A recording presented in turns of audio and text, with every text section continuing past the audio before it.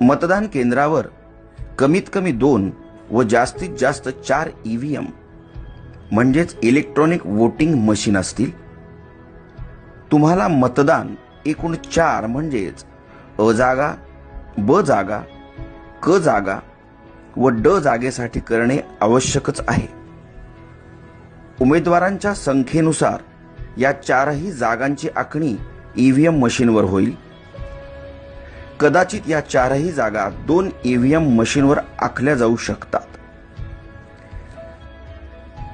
4ही जागेसाठी मतपत्रिकांचे रंग वेगवेगळे दिलेले असतील. अ जागेसाठी पांढरा रंग, ब जागेसाठी फिका गुलाबी रंग, क जागेसाठी फिका पिवळा रंग व ड जागेसाठी फिका निळा रंग असेल. प्रत्येक मशीनवर उमेदवाराचे नाव व त्याचे निवडणूक चिन्ह असेल.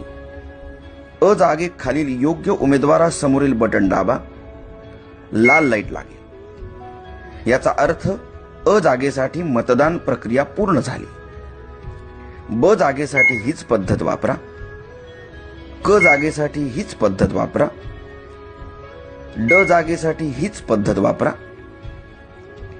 एखाद्या निवडणूक जागेसाठी उमेदवार योग्य व सक्षम वाटत नसेल तर मशीनवरील NOTA नोटा याचा अर्थ नन ऑफ अबव किंवा वरीलपैकी कोणी नाही असा होतो, ते बटन दाबू शकता. पण जरा विचार करा, कारण तुम्ही भारत देशाचे सक्षम मतदार आहात आणि तुमचं एक मत देशाचं भविष्य बदलू शकतं. तेव्हा योग्य उमेदवार निवडायचा प्रयत्न करा.